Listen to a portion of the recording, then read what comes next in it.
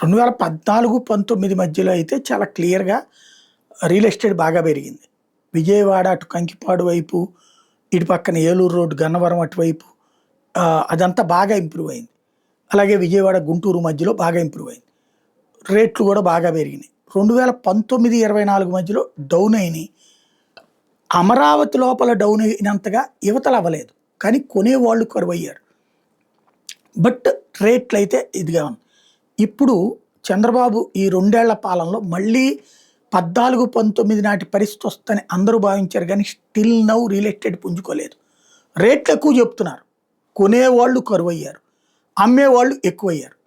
ఎవరికి వాళ్ళు రేట్ ఎక్కువగా ఉన్నప్పుడే తమ ప్రదేశం, స్థలం కానీ, ఇల్లు కానీ, పొలం కానీ అమ్మేసుకుని సెటిల్ అయిపోదామని చూస్తున్నారు తప్పించి, ఉంచుకుంటే 100 కోట్లు అవుతుంది, భవిష్యత్తులో హైటెక్ సిటీ అవుతుందని నమ్మట్లేదు. అది ఇక్కడ కీ పాయింట్.